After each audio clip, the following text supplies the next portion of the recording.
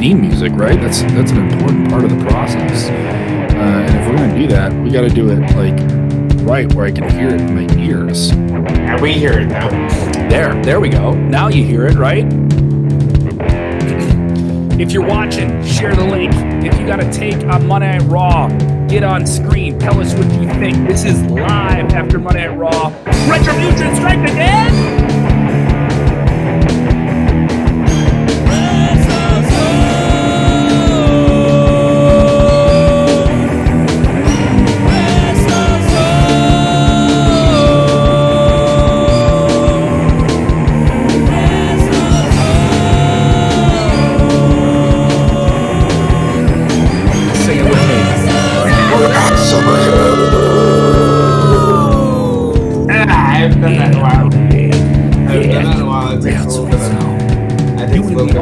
That counts. Oh man, let's get into it. Hey, what's up, everybody? I am Kevin Kellam. Thank you for joining us here on the WrestleZone Podcast live on Facebook and YouTube. Immediately after tonight's Monday Night Raw, I'm not alone. Joining us from Central Pennsylvania, the Pittsburgh Steelers on Monday Night Football, but steel cages are more important. John Clark. You're not a fan of the Steelers, John Clark? Do not affiliate my name with the Pittsburgh Steelers ever again. Someone who's a little bit happier, maybe down in Tampa. Of course, you guys got a very popular quarterback down there with the Buccaneers. Yeah. You know, we do all right. I'm from New York. The Jets don't do too good. If you're joining us right here after Monday Night Raw, this was a very eventful Monday Night Raw. This is the first Monday Night Raw going up against the return of Monday Night Football, and two different Monday Night Football games tonight. So WWE felt like they really had to stack the deck with a Raw that was billed as in your face. For 3 hours, this show had a lot going on for it, and I would say is probably maybe one of the more compelling, I wouldn't say one of the best, one of the more compelling episodes of Monday Night Raw television. There was some good stuff. There was some bad stuff.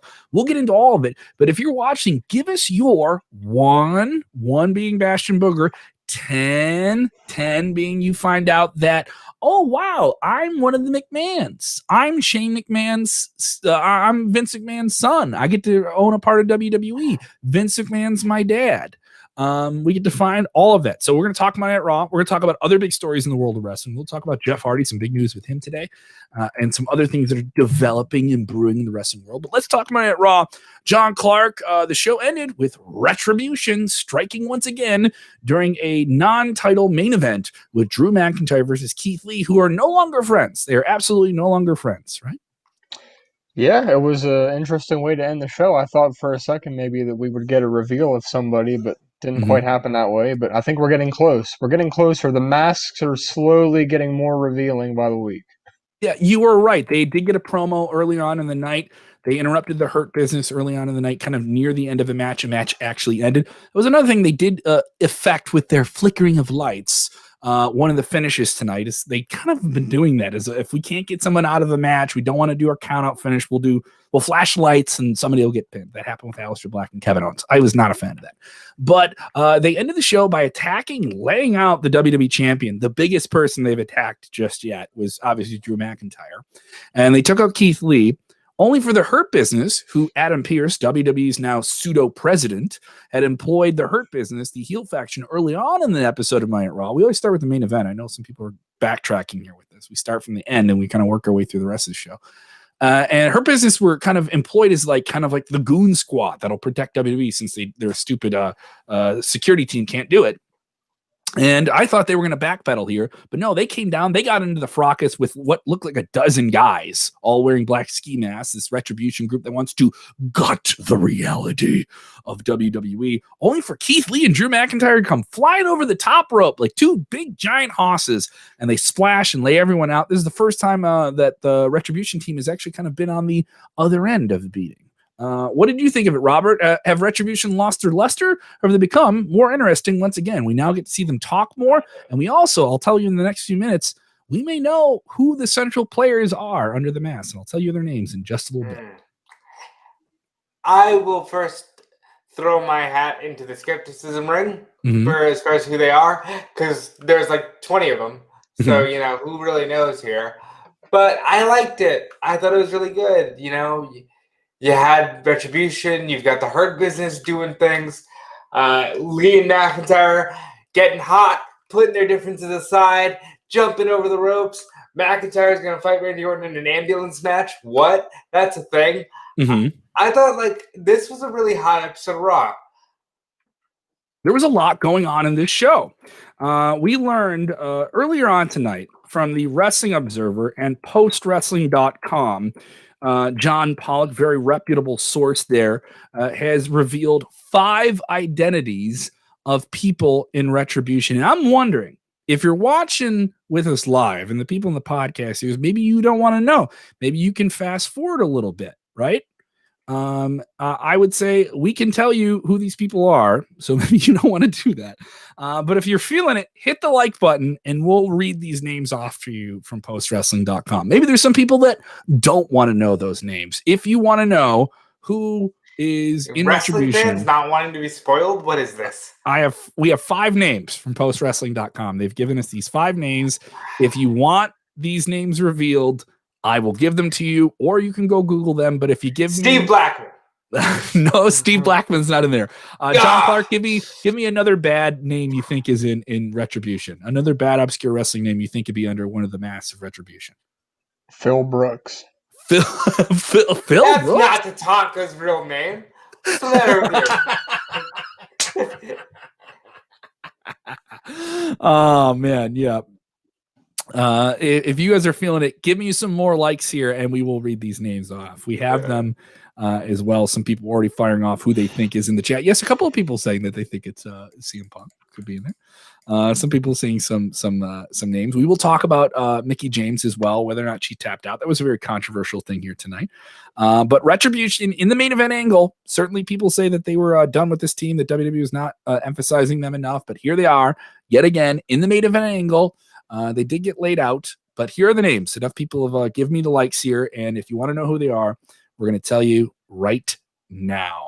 All right, let me just pull this graphic up just so people who are just scrolling through Facebook and see the screen audio and don't click on it, they'll be like, oh, what? All right, so there we go. Thank you to Post Wrestling for this as well.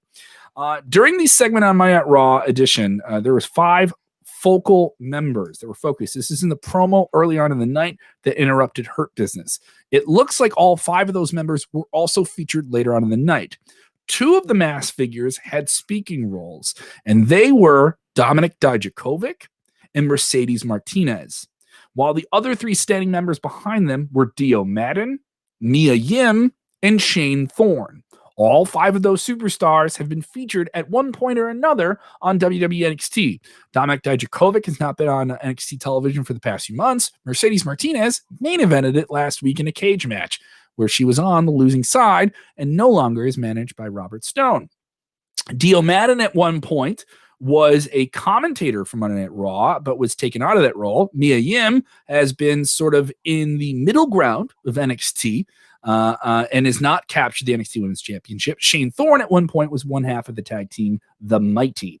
Now, obviously, many people were featured in this faction, and many more could be added. But what do you guys think of those 5 names? John, go ahead.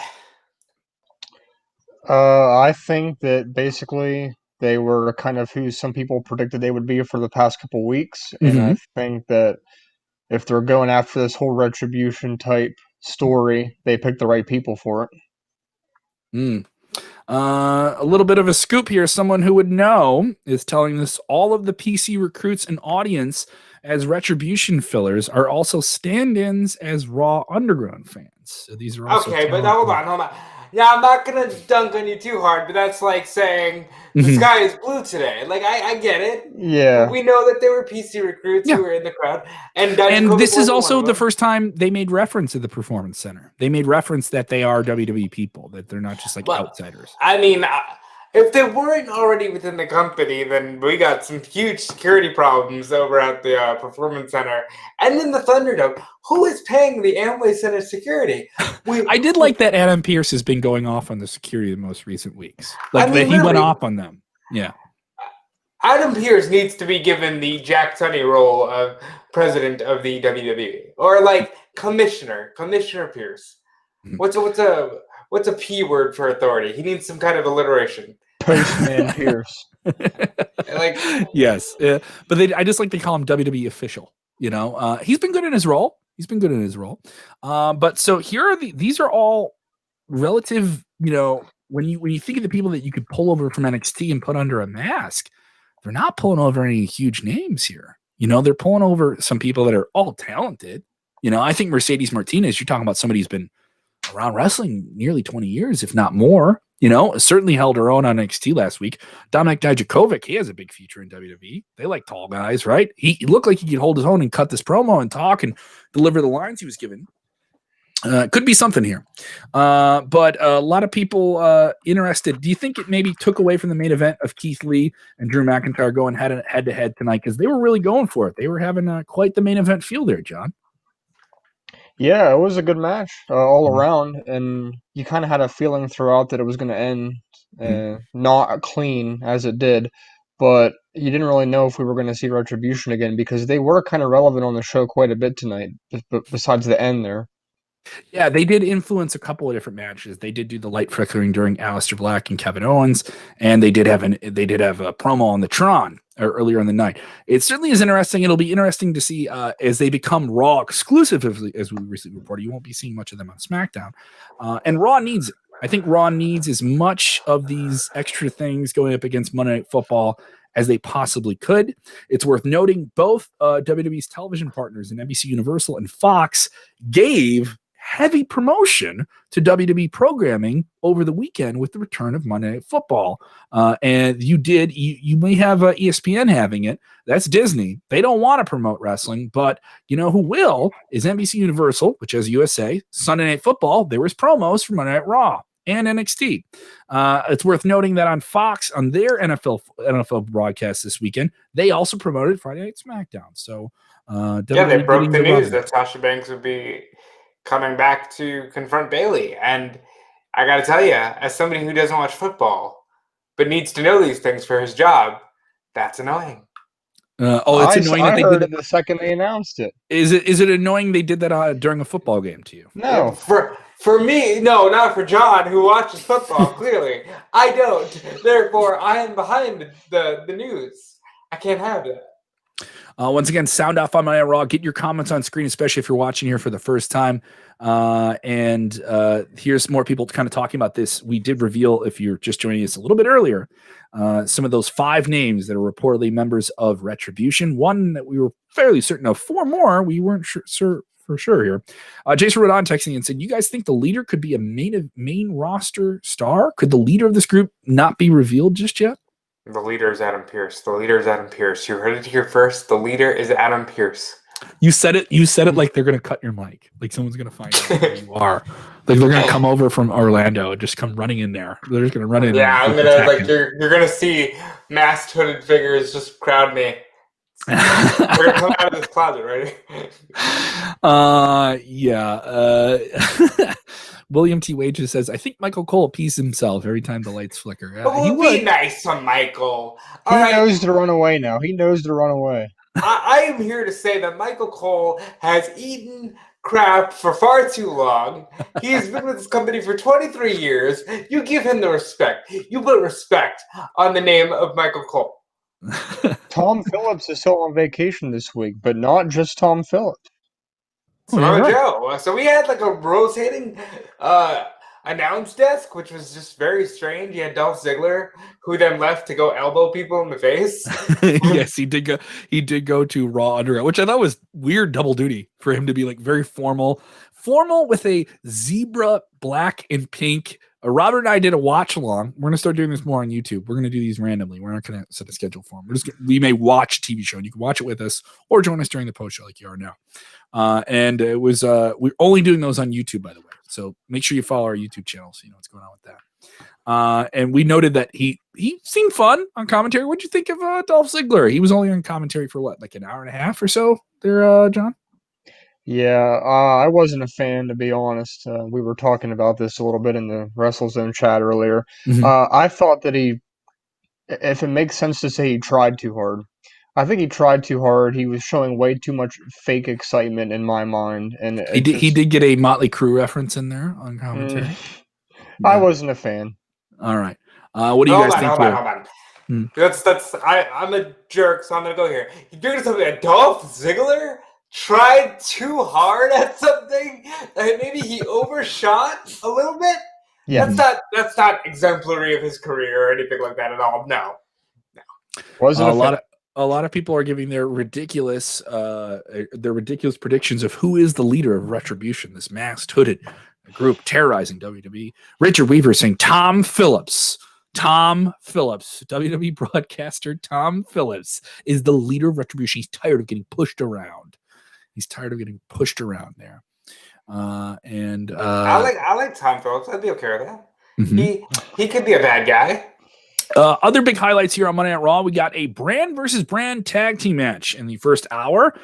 Drew and Keith Lee opened the show with a tense handshake that got more furious throughout the night. But this tag team match I thought was very, very good. It was in the ring within like the first 10-15 minutes of Monday Night Raw, as we saw Shinsuke Nakamura and Cesaro take on the Street Profits. This was a 2-segment match, pretty strong match. The Street Profits go over, and Cesaro is about to give a big over-the-rope, big suplex from the apron, only for Angelo Dawkins to hit the frog splash when Montez Ford is the one who's been frog splashing people. Kind of a shift of roles there. Usually Montez Ford hitting the big pin-winning finish for the Street Profits. Now, I am here to tell you that this was chicanery, and it's not right. Cesaro should have been able to see the tag. The fact that he couldn't means that it's disqualified, and these teams are going to have a rematch on SmackDown where Shinsuke and Cesaro can get their proper win. I do think there will be some 50-50. I think they will definitely be unifying. Oh, Robert, belts. When I get horny for WWE, they're going to do some 50-50 booking. I've been with you for 3.5 hours now. No, John. Open your eyes. See it. My nipples get hard when you talk about 50-50 booking. Because I'm horny for WWE tropes. This is a family show. Sir. I love watching John cover his face when I do that.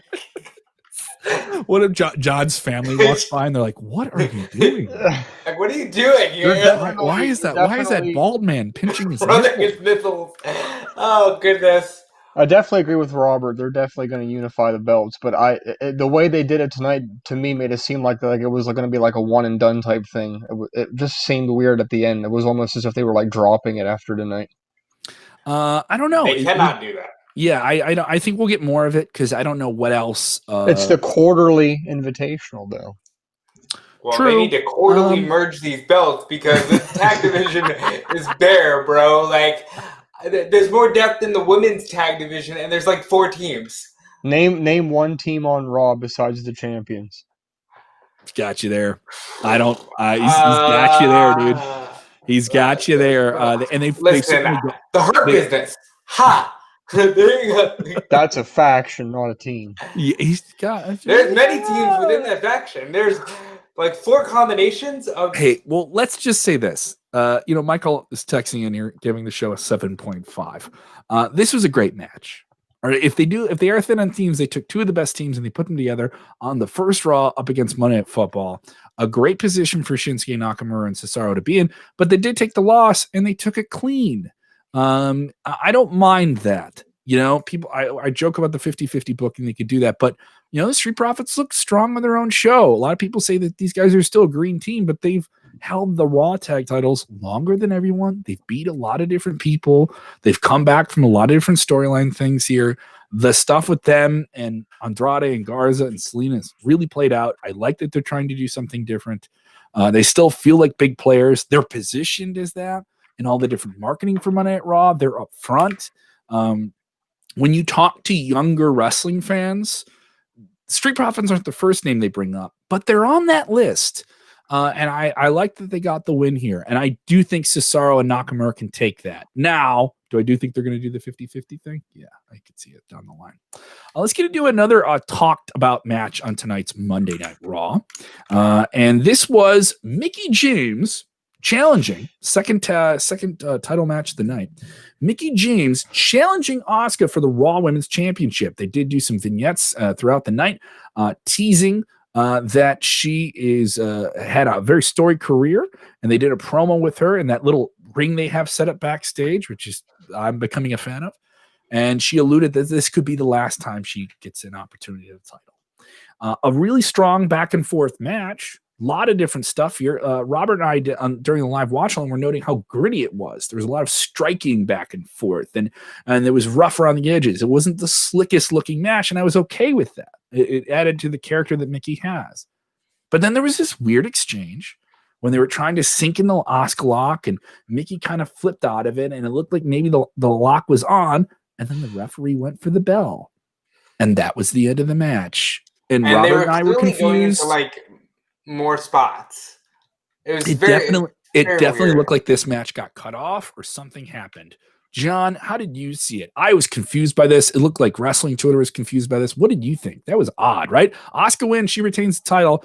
They set her up with Zelina Vega. We'll talk about that. But what did you think of this? Because they built this match like it was something special, and it had a very odd, weird finish, if you even want to call it that. My initial reaction was that maybe Mickie James got hurt. I noticed at the end of the match there, when the referee kind of rolled out of the ring, he was addressing Mickie on the outside of the ring there, so I thought maybe something happened there, or...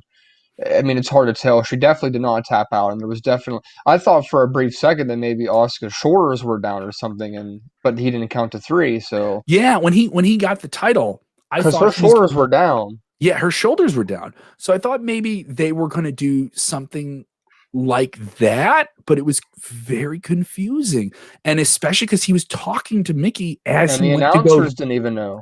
And the announcers, we didn't know anything until they made a ring announcement, until they had the ring announcer say, and still, like, the Raw Women's Champion. Because when he got the belt, I was like, are they going to put the belt on Mickie? Did she get like the flash roll-up finish that you didn't see coming out of a submission hold? It was a very confusing finish. I definitely think they messed up something somewhere. I don't think that's how it was planned, but maybe I'm wrong. They've done stuff like that before. Yeah, some fans are saying they thought something happened. Something happened where she could not go on.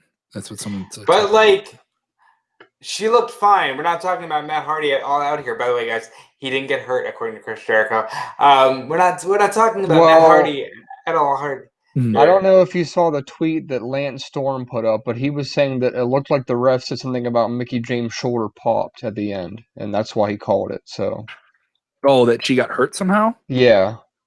It wasn't clear. Maybe, we'll find out more. I do think that the chance that there was some type of injury, because Mickie definitely made some contact with the referee that looked like, hey, I can keep going, and maybe the match was ended, or it was very confusing. I do think that is the sentiment, is it wasn't clear what happened there.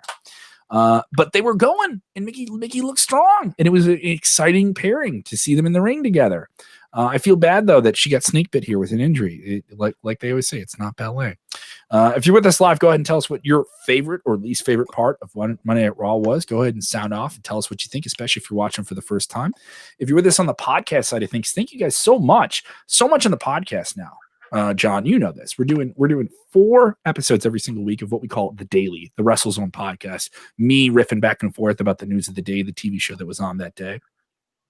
But we also have 2 Dynamite Dudes with Attitudes, AEW exclusive show every Friday, and we're dropping interviews throughout the week, whenever, like Tito Santana, Arriba. WWE legend, Arriba, Tito Santana, the Matador, is with us now in the podcast, talking about his upcoming event with 80s Wrestling Con. Go check that out. That is available now. Ric Flair, is in the podcast.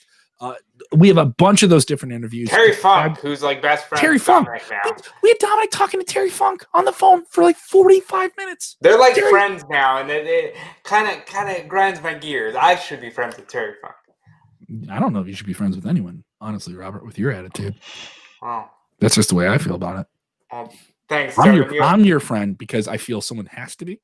Like, we kind of have to do it. Listen here, Kevin. I've spent nearly Robert, 4 hours... I got John. John's smiling about that. I freaked John out with my nipple bit with the horny for WWE thing, but I got him back now. He's smiling. I've spent nearly 4 hours with you, and I think I can clearly say we're basically family now. Because I didn't even get an invite, so don't feel bad. I wasn't invited. Oh, neither did I. The thing is, no, John, I do this watch along. We can talk about this. I do this watch along, everybody, and I decided to do it at like 15 minutes before Raw. I was like, I'm going to sit here. I'll be tweeting about Raw all night. And we're trying to grow the YouTube channel. So I was like, we'll just do a live watch along on there, and I'll still do the post show for tonight. And I do it, and Robert just pops in. Robert has the key to the stream. John, I thought about it. All right. Well, hey, next time I wasn't invited. Next time it was real loosey-goosey. We just kind of watch and react. We don't just cover segment by segment, but we'll do more of those. If you guys like to thumb this up, we'll do more. I was supposed to be in Thunderdome tonight. That didn't happen, but yeah, you do get into Thunderdome tonight? John and I were supposed to be in Thunderdome together. We were gonna throw down. We were gonna run Bartown. Like it's gonna be Master Blaster. I'd be the kid in Thunderdome. Hey, I don't know if you. I love that you immediately make yourself Master Blaster on John's shoulder. At the end of the show in the Thunderdome, if you look towards like the second row on the left side, there was somebody watching from their toilet. That made TV. That made TV, of course it did. Of course somebody was watching from there.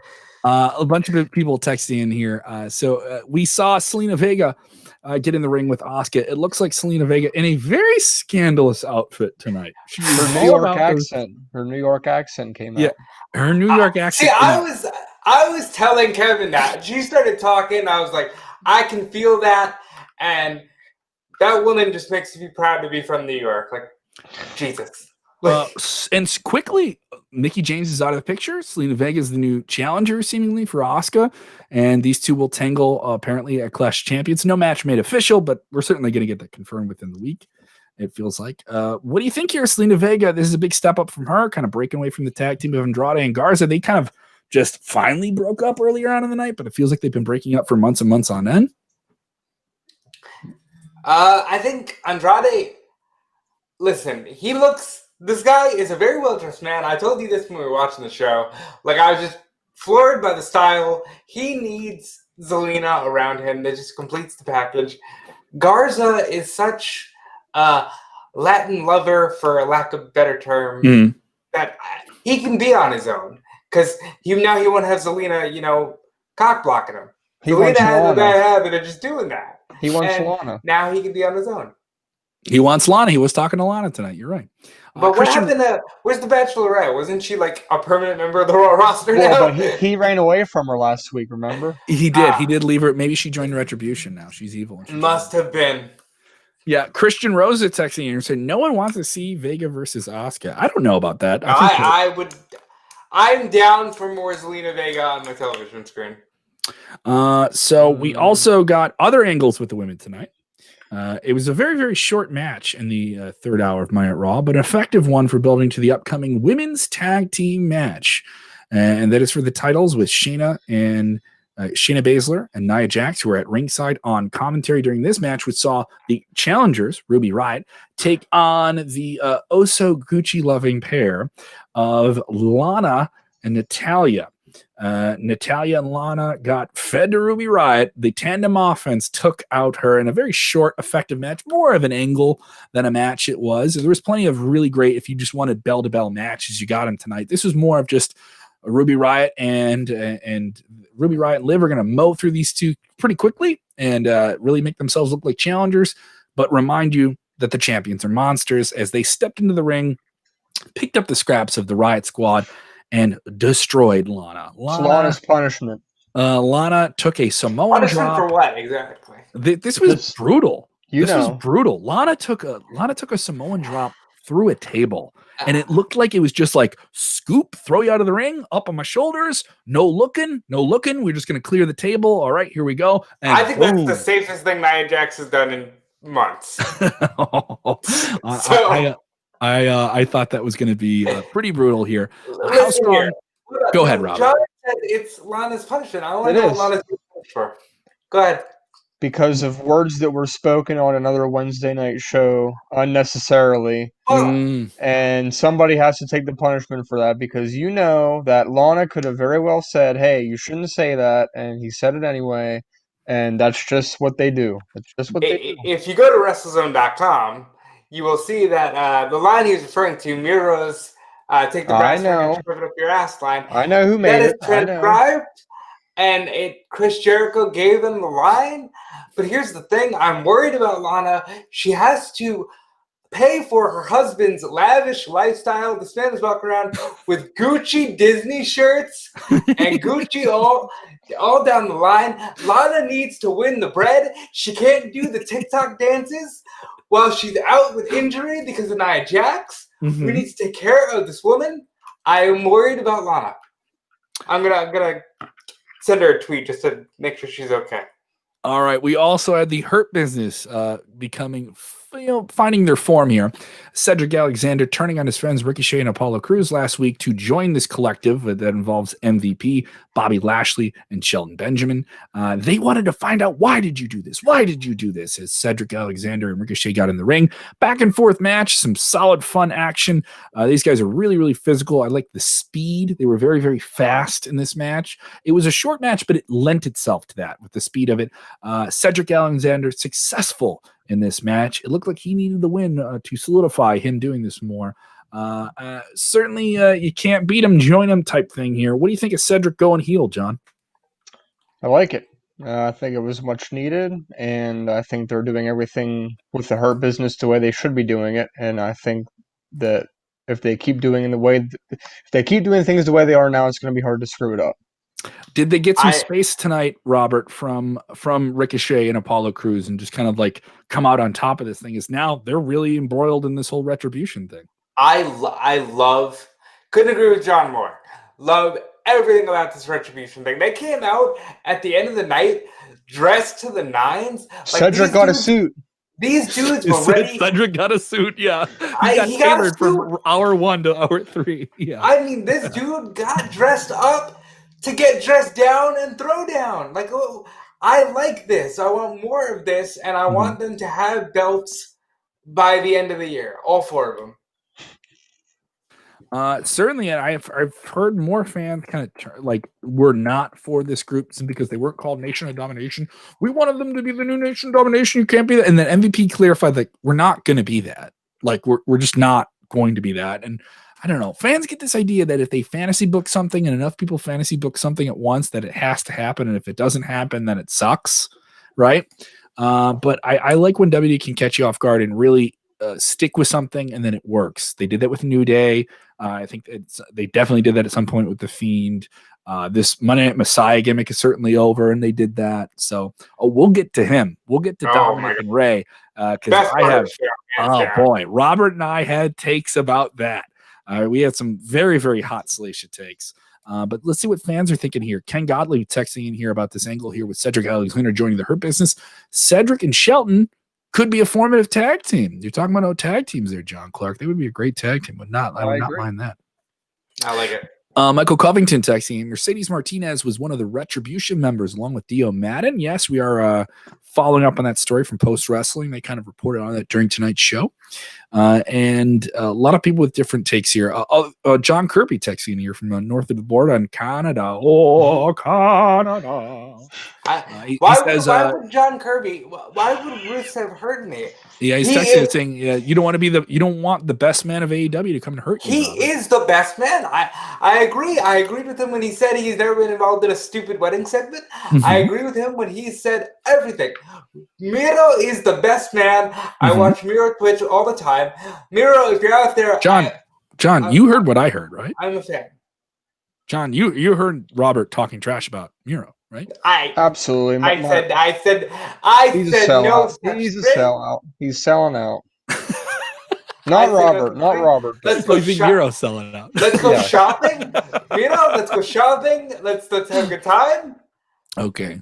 Look, he made me look bad because 3 weeks ago I reported about how he said there's no hard feelings between him and WWE. He would never say anything bad. He would never do this and that. And what does he do 2 weeks later? First words out of his mouth on exactly. TNT. Now, come on, man. To clear the air, that's a wrestling promo. And I also think anytime you see it's become the new thing that they do when they go there. They have to talk trash first, and it's old. You have to acknowledge that you were in WWE. My thing is, I don't know why you have to talk trash. You can just say AJ Styles didn't come and talk trash about Impact or TNA. Because who the hell was TNA? And when the first person that eventually comes from AEW over to WWE, let's see if they say anything. It's going to I happen guarantee you eventually. they will. Yeah. Depending on who it is. I guarantee you they will, absolutely, depending on who it is. Jason Michael Covey is agreeing with you. I don't agree with this. I don't think she Yes, should be it's because absolutely. Guys, Without a doubt, absolutely. yeah, and the referee was in on the fix with Mickie James because Bruce Pritchard's still trying to get back at Nick Aldis. Jason Michael Campbell saying Lana is paying for her husband's promo and AEW. That's why she went through the tape. Smart man. Jason knows what's up. I don't agree with you, John. I just Well, I'm sorry, but that's just how it is. All right. And a lot of people with different, everyone thinking these things that happen on other TV shows and other promotions are affecting the action here. All right. So let's get more into Monday Night Raw. I thought this was one of the best parts of the night. A steel cage match. It's been going on for a long time. Some people said it was long in the tooth, but once Dominik Mysterio, the son of Rey Mysterio, stepped into the ring at SummerSlam, I was way on board with this angle. I've mentioned it before. My interview last year with Rey Mysterio, he said the entire last stage of his career is not about winning titles or his own accomplishments. It's about setting up his son, Dominik, for success in WWE. And that is what has been through injuries, multiple injuries since I had that interview with him. A lot of injuries. And a title already. He had the United States title at that time, too. This is a guy who's had a lot of injuries. He still looks great, can still work around them as best he can, but this is about setting up Dominik. This is the second week in a row. The entire family is kind of supporting him at ringside, but in a cage against that no good SOB Seth Rollins, who took out his father's eye, all right, and has tormented him. They get inside the cage. Pre-match promo with them. Pre-match promo with Buddy Murphy and Seth Rollins slaps him and punches him around and says, "Don't you interrupt my match. You embarrassed me last week and you cost me a match. Don't you stay back here. I don't want to see you. I don't want to be in front of your face. I don't want to. I'm going to be out in the ring." Right? Seth Rollins. So they get in the cage. One hell of a cage match. God damn, this was something special. People throwing kendo sticks in there. The family in agony at ringside. Agony. Dominik Mysterio in his third official? Sixth? This is sixth match? Yes. Still no one-on-one normal though. Mind you, they're protecting. They're protecting some things. All right, they're protecting some things by putting him in these street fights and stuff like that. But this guy held his own. With Seth Rollins. Seth Rollins made him look like $1 million, but Dad couldn't get in there to help him. Couldn't get enough kendo sticks to the cage through him. He should have climbed over. Yeah, and he should have climbed over. He should have climbed over when he had the opportunity, but he didn't because he wanted. How about Ray should have climbed over? How about Ray should step up as a father and try to got that bad arm? Can't climb the cage with a bad arm. Open the door. Murphy opened the door. Murphy opened the door and almost cost Seth the match and slammed on him. This was a great cage match. WWE had a great one last week with Mercedes Martinez and Rhea Ripley. If you haven't seen it, I suggest you go check it out. This was awesome. I loved it. Seth won. He won at SummerSlam. The family got to beat up Buddy Murphy, Seth's goon last week, who wasn't even there. You would say this whole storyline is long in the tooth, but now you need to see Dominik beat Seth, don't you? You need to see that. I think that's a moment. John, you're telling me that doesn't need to happen. This was the match of the night, and I will tell you, it made me want to give the show in a little bit a very good rating overall. But what did you think of this? This was something else. This is a 5-star match. Yeah. For a guy who's only been in a handful of matches, he had a great steel cage match, and this is as good of cage match that I've seen on TV ever, and I enjoyed it. John, get in there, buddy.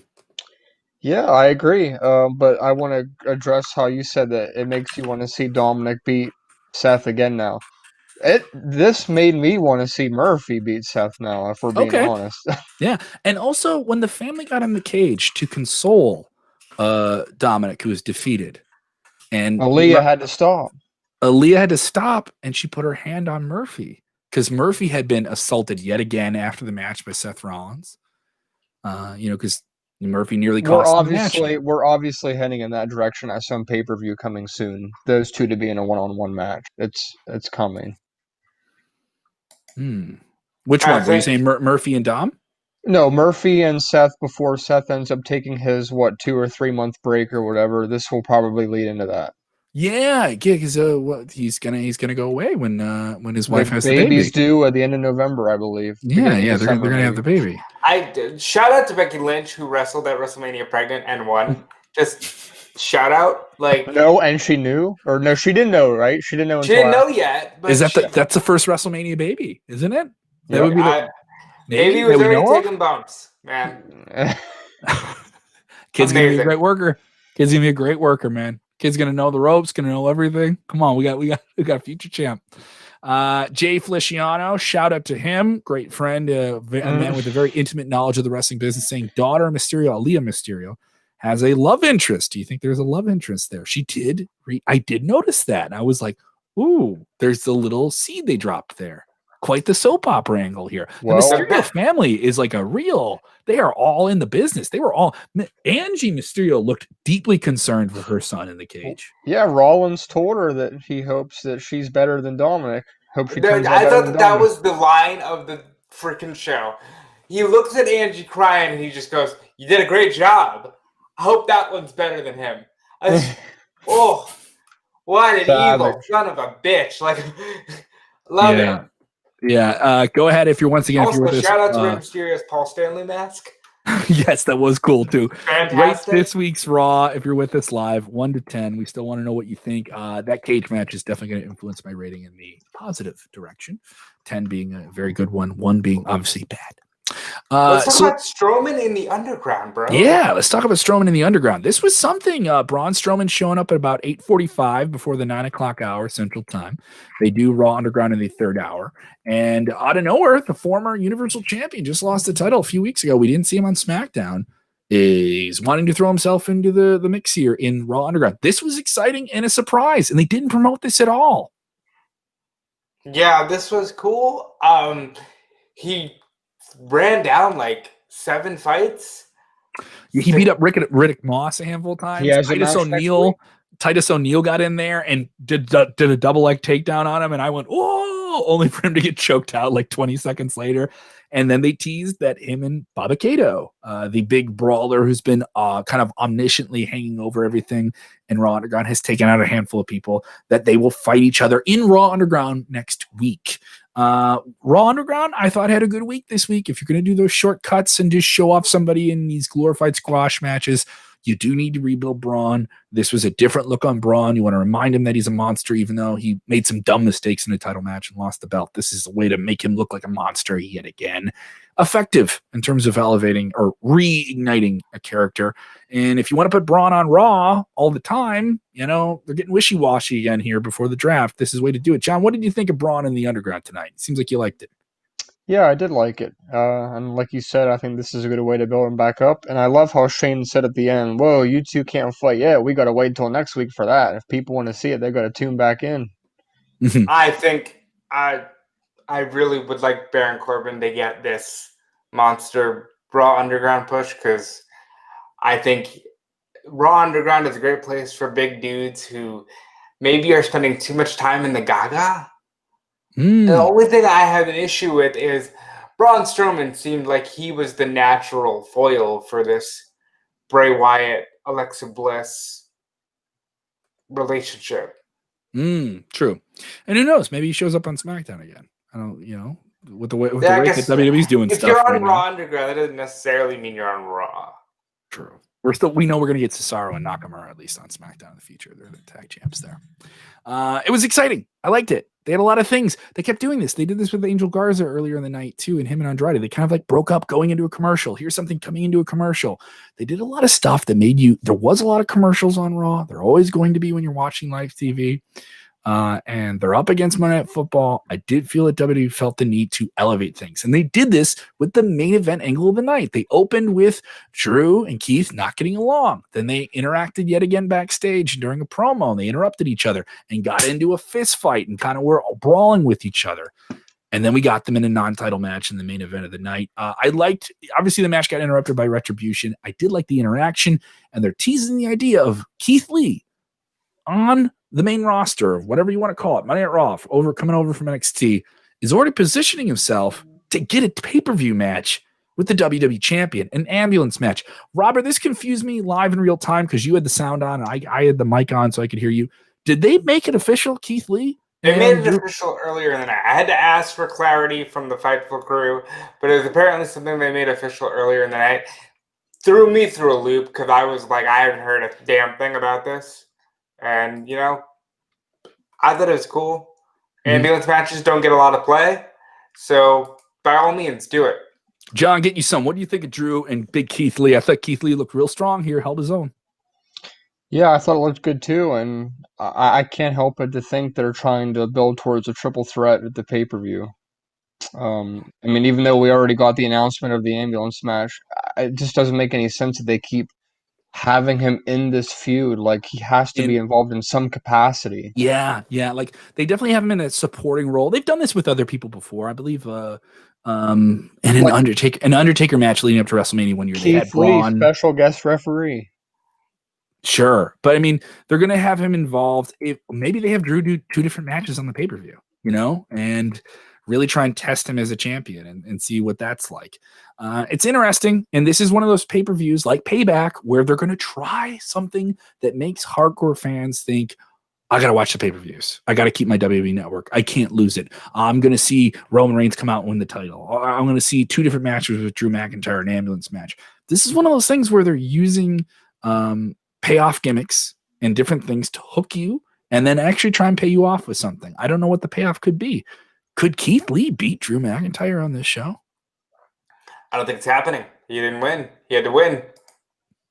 True, you got to put him in an ambulance. He could put Drew McIntyre in an ambulance, and Drew McIntyre could still leave WWE champion. No, he didn't win. He had to win tonight to be given the match. Well, they're going to do one of those things where Randy Orton's going to be unable to compete, so they're going to say, well, then Keith Lee gets to have the match. Then when the night of the pay-per-view ends up coming, Randy Orton's going to show up and be good to go, and then it's yeah, it could be that too. A cluster. It could be one. I wouldn't call that a cluster. That's definitely like a tease. In the same way that Roman Reigns showed up.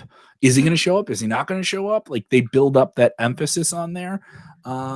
It's intriguing. Well, they have to go in with a stacked card because they're going up against a pretty good Sunday Night Football matchup that night. So they're going to want to try to. What do you know what game that is? It's Packers and the Saints on that night. Oh yeah. That is going to be a big game here. So definitely interesting there. So what do you guys give it? 1 to 10. A one being of an argument you get into people with Twitter about whether or not someone got injured on a pay-per-view, and a 10 being you find out that you are a member of the McMahon family. Robert, what do you give this week's Monday Night Raw? In your face. I'm going to give it a 9. Ooh. I thought it was a good time. Maybe it's the fact, now granted, I did watch the show with you, so there was banter back and forth, so a lot of the lagging portions didn't feel so lagging for me because there was that banter, but I enjoyed the show. I thought Dominik and Rollins is a match you need to see. Retribution looks entertaining again. Braun Strowman looks entertaining again. They look dangerous. Even though they got laid out tonight, they look dangerous. And Keith Lee, no matter what, and yeah, I think the music sucks, and yeah, I think the singlet is stupid. Better than the shirt, but still stupid. Keith Lee's getting a push. You can't say they've killed him. They've done anything but. He's clearly a made man. A lot of people with different takes here tonight. We did not mention Aleister Black versus Kevin Owens. I did think that was an underwhelming match. That match sucked. I'll just say it. It sucked. Yeah, it would. If there was something that lagged in the middle there, it didn't catch me, and I was expecting more from them. They did the light flickering thing, and he hit him with the stunner. I know we spent more time talking about the better matches here tonight, but I did think that's something more to focus on. In the same way, I will tell you that, like, Jurassic Express and the Young Bucks didn't need to go 25 minutes at the pay-per-view. I will tell you, Kevin Owens and Aleister Black did not need to happen here. Like, we get into this thing of, well, it's a good match, so it's just going to happen and it's going to be good. You don't always need to do that, I feel. For diehard fans of the show, we will talk about the hamster wheel and the hamster ball in just a minute. So don't. But let me get into these ratings here. John, what do you give it? Robert gave it a 9 out of 10. What do you give this week's Raw? 7.5. Wow, bro. What? I was expecting you're going to be just as nice though. Why keeping it under the 8? You're keeping Jonathan, there are too many lingering questions and complaints that I have regarding the future of the women's and tag team division for me to just forget about. Okay. When do we start talking about AEW? Oh, Robert going blam blam blam. AEW is even worse than this. That's pretty bad. Shots so fired. Hold on. In all seriousness, we can all agree that the latter half of 2020 has not been kind to women's wrestling. Yes. People in the chat losing Charlotte gone, losing their Becky minds. Gone. You guys have aggravated people here. Why? Because I said I like the show. Forgive me. I spent 3 hours with Kevin. We bullshit during the show. It was all right. Like you make it sound like you did charity work. You had to spend 3 hours with me watching a wrestling show. Well, I think the charity work is trying to watch 3 hours of Raw without a friend. That's the charity work. I mean, don't get me wrong. I thought it was good, but I just think that there's still some questions moving forward that should be addressed, and I think they keep delaying it. Shoot your questions at me, John. Let's pretend I'm a WWE representative here. Okay. Right, fire 'em off. What do you plan on doing with Asuka? We'll figure that out when we get there. Okay. Give him another one. Give him another one, John. Are we going to unify these tag belts, or are we going to play it out for 2 months before we make up our mind? You know, I mean, we got Clash of Champions, and it's very possible that we can unify the belts there. But we've also got the Lucha House Party on SmackDown. Maybe we want to drag that story out. Survivor Series is brand versus brand. We got to work it out. Okay, and one more. How long until you try to make us forget that Otis has the Money in the Bank briefcase? What are you talking about?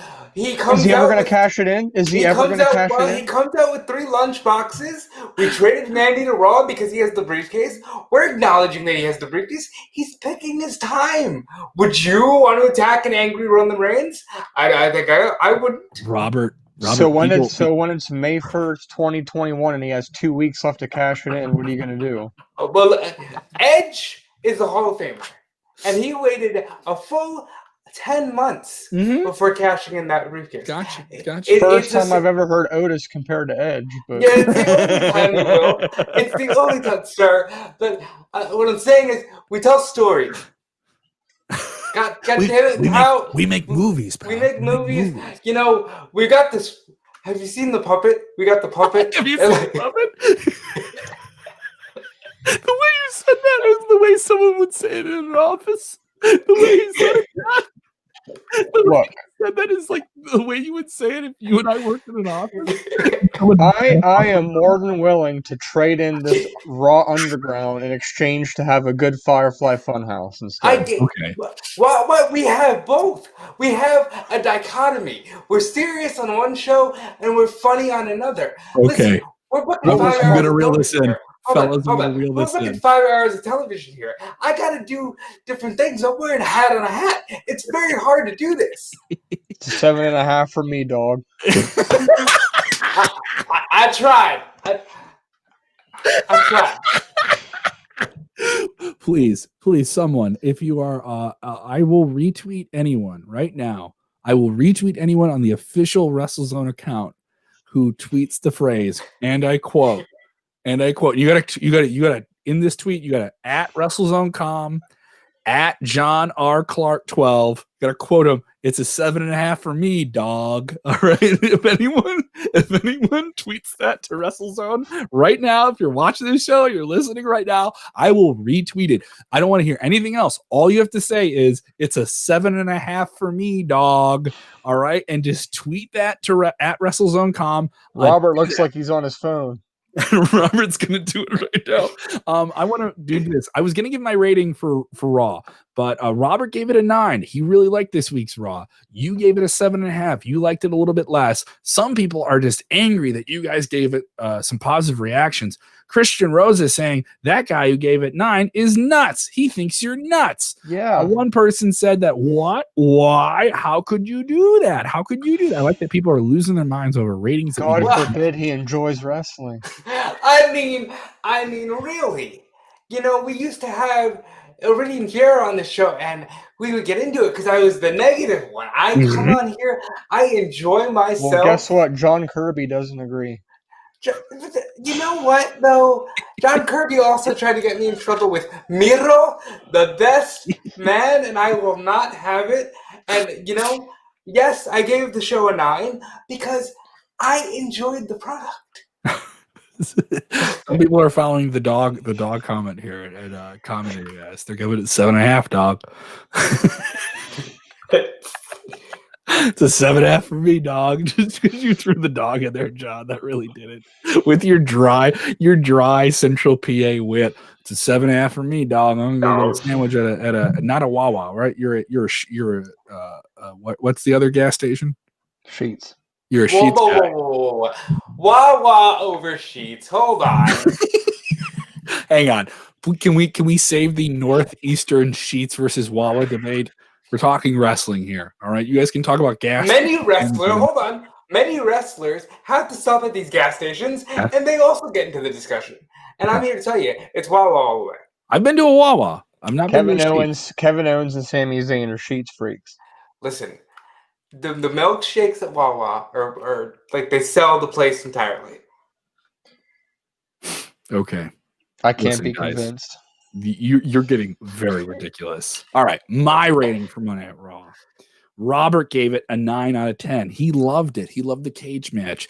He loved the elements of the things they've done with Retribution. John, you enjoyed yourself some Monday Night Raw, but you said you couldn't give it a really strong rating because of the way they've underdeveloped the women and the tag teams on Monday Night Raw. I'm going to be right in the middle, fellas. I think there are some good things. I think there are some bad things, but the good outweighs the bad. I give this week's show an 8 out of 10.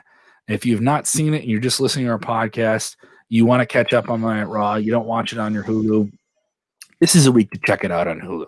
Go check out the 90-minute cut of the show. Definitely go check out the cage match. That was super, super compelling. Maybe you just want to check out the clips on YouTube. This is a week that if a pay-per-view is coming up this Sunday or in a week or two, I would be really interested in that pay-per-view.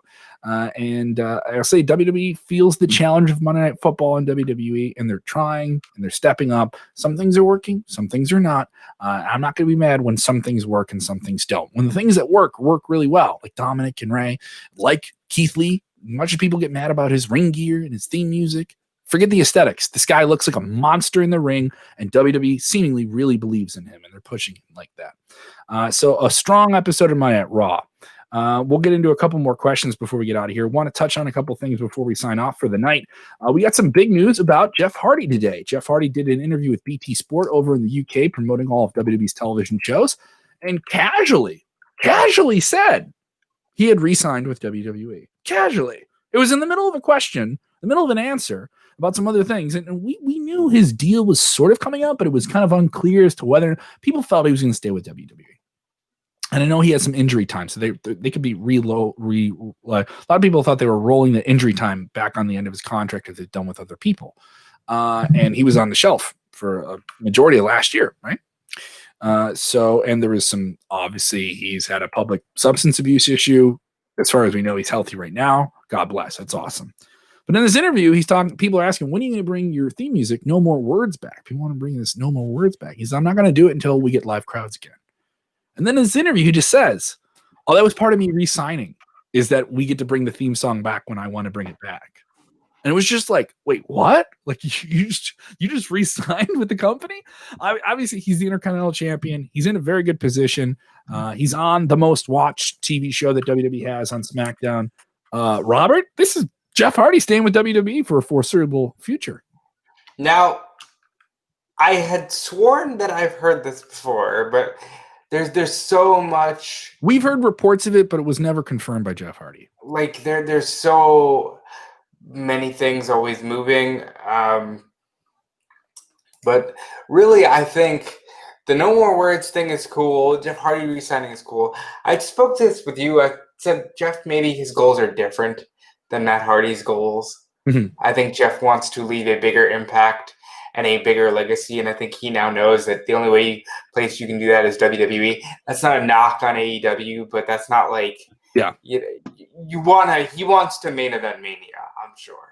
Okay, You but can let's only do also that be one honest person. that WWE has always treated Jeff better than Matt. Yeah, Always. Matt's always been. The I would say no, afterthought. John. Well, not an That's a solid observation. Yeah.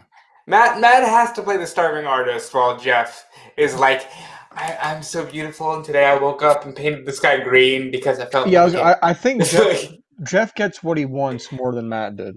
but If that like, makes sense. Jeff is also willing to just do ridiculous things. Even And- still. But Jeff is also, he connected with a certain segment of fans in a really, really big organic way.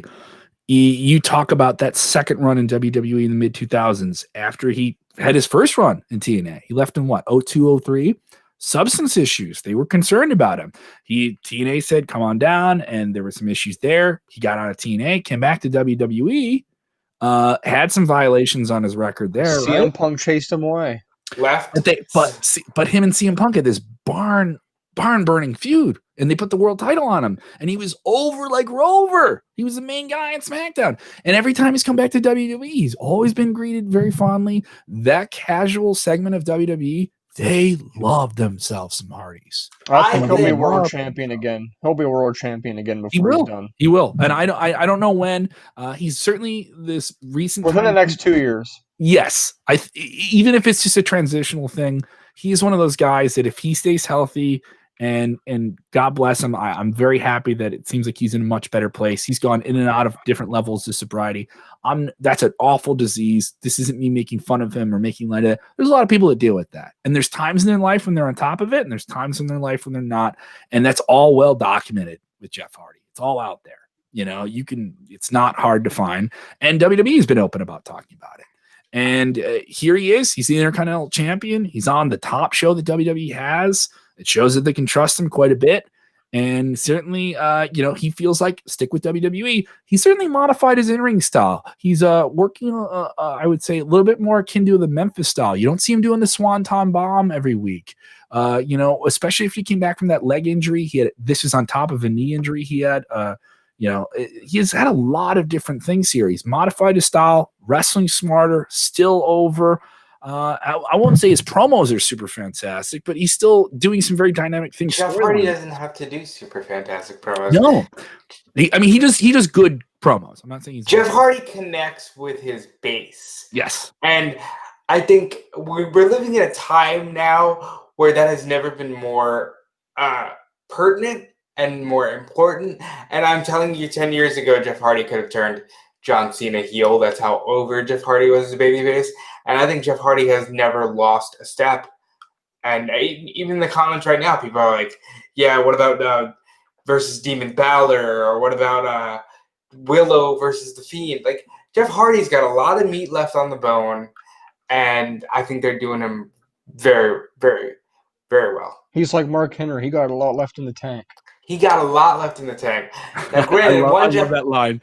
I love that line from Mark Henry when he was crying like he was going to retire. They took out John Cena and just, I got a lot left in the tank. I love that line. It was the best. That's what I knew.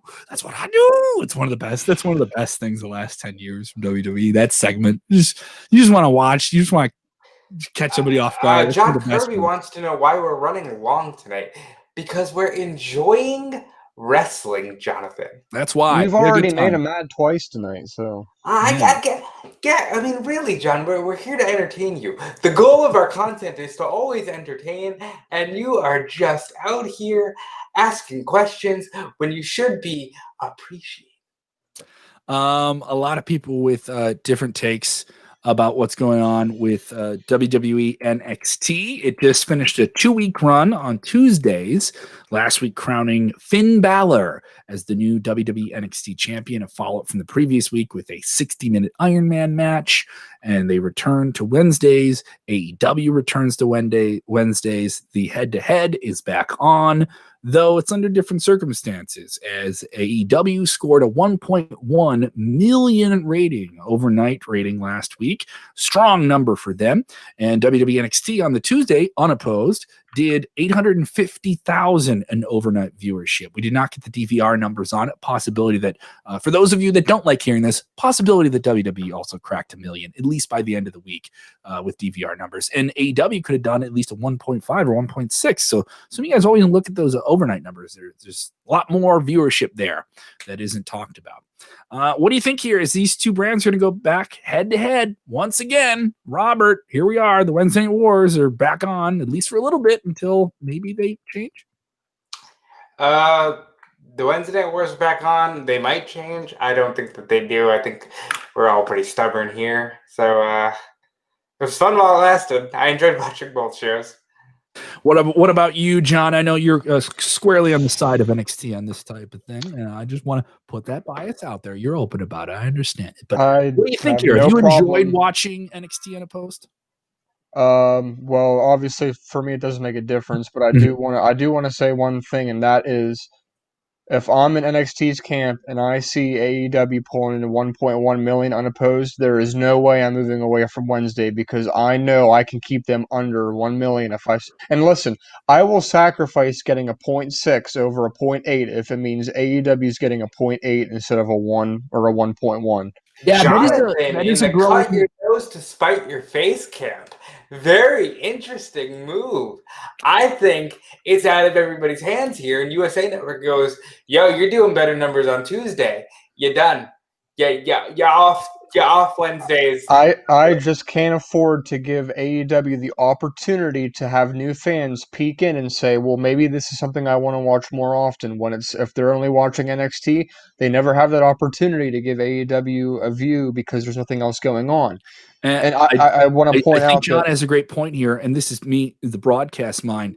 You do think, wow, we did a great number on Tuesday nights. Maybe we could crack 1 million if we're not going up against AEW. And with Monday Night Football on tonight, I think that we're going to see Raw get its lowest rating ever, and they're getting down there now. They're getting down there. And AEW is getting close. Exactly. And I don't want to give them any hope. I don't want to give them any hope that there's a chance they can catch up. Robert, he's got a point here. He's got a point. I got to say, if you're WWE, you don't want to see AEW grow beyond that 1.1 million. I didn't say you didn't have a point. I just think it's not in their hands. It is true that NBC Universal is going to have the most say in this, and they're going to look at these numbers and they're going to have to look at that. I'm of the thought, I think what's best for wrestling overall is what I want to see happen. And that is that NXT on its own night can get 1 million. AEW can get 1 million. But I do think AEW has the revolution. You can't put it back in a bottle. You can't change this. The cool feel of what it is, that it's new and it's not WWE and it's male 18 to 34 and all those different things, and that it is simply just new. It doesn't have the WWE stamp on it. I think that is the most attractive thing about it, and it feels big time with names they know, like a Chris Jericho, like the Young Bucks, and so on. You know, I think final comment for the night, Christian Rosa putting over John Clark, saying the guy in the orange has the most common sense. Logical sense. Now he's saying John is logical. He's my favorite in this show. You know what? I will say this. He didn't like you. Appearance. This is he my did last not appearance. like me. Christian's been blasting us. Christian's been blasting us in the chat live all during the podcast tonight, and he has not liked you, but he's been very fond of John. You know what? I like it though, John. John, you are a good fit on this show. I am glad Logical that my John. absence That's your new name. Has just helped you grow. I have allowed you to become a butterfly, and this is Robert. Robert, don't take credit for it. Don't take credit for it, Robert. All right. I think I've had enough. Okay, Kevin says I can't take credit for it, so I will not take credit for it. Look at this, John's like, I've had enough of this. I'm done for the evening. Once again, it's John only being logical. in the morning, John. We're okay. We're doing good. Yeah, once again, John being logical, me like, I've had enough of this. I'm going to apply logic. Logical John is done for the evening. Thank you so much, John. They can follow you on Twitter at John R. Clark. Of course, check out your work at WrestleZone.com. Robert, you can follow him on Twitter at DeFelice. Robert, you're doing other things in wrestling. Go ahead, say them. You really should. I do Fightful. I do WrestleZone. I do Spark Out Moment. I'm always talking about wrestling. Like, I get to do this for a living, and I apparently never get tired of it because here I am at 12:20 in the morning doing it. So follow me on Twitter and have a good time. Have a good time. All right, you can follow me on the Twitter machine at 101WKQX. We are doing something really fun called The History of Alternatives, sponsored by Coors Light, made to chill. All right, and you can listen every weekday, 10 a.m. to 7 p.m. We're doing all of the history of alternative music, A to Z. What do we have today? We had 9 Inch Nails into obscure 90s alt pop. It is just a musical journey. You get to hear all the stories. I heard like a flashback in 60 seconds of every big thing that happened in 1995, and then the best alternative music from 1995.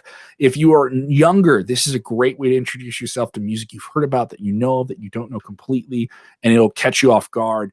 Get off Spotify for a little bit. Immerse yourself in a curated experience. Listen and stream it, 101WKQX.com. You can stream on your desktop, on your mobile. We're on the iHeart app. We're on TuneIn, all that great stuff. Also, I'm going to be back on the comedy stage, socially distant and safe. I don't know if it's public, but I'm going to say it anyway. Okay. I'm going to say this anyway. They haven't. I'm going to check and see if they've announced. Should I just say that I'm on the show, even if they haven't announced? Yeah, go ahead, Kevin. Listen, the people who care will know. I'm going to be in Beer City, USA. I am proud to say I got selected for the Milwaukee Comedy Festival. I will be on the Milwaukee Comedy Festival. A lot of big names on there. Mary Mack, if you know her, will be headlining it. I'll be on the Thursday kickoff show, and I think they start on Wednesday, but I'm going to be at the Pabst Pilot House, right next to the old Pabst Brewery, which is pretty cool. I'm excited for that. I'm a big fan of Pabst. I'll be performing on that show on Thursday, October 8th. Socially distant, very limited tickets for that. It may sell out quickly. Those are available at MilwaukeeComedyFestival.com, or give them a Google. Just Google Milwaukee Comedy Festival. Thank you guys so much for supporting the show. A lot of familiar faces in here, a lot of new ones too. I appreciate you guys.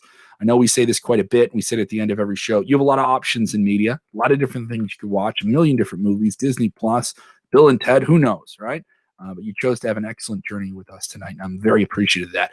Subscribe to the podcast. Tell your wrestling friends about it. Turn your notifications on so you know we're here. And like John, we're going to let John go to bed because he's just had it, all right? But I hope at some point, like John, like Robert, like myself, like everybody else in the chat, that while watching tonight, you know what, John, you've won the sign-off tonight. John, when watching wrestling, Robert may get on your nerves, but you can still do this one thing when watching wrestling. What is the most important thing when watching wrestling? What is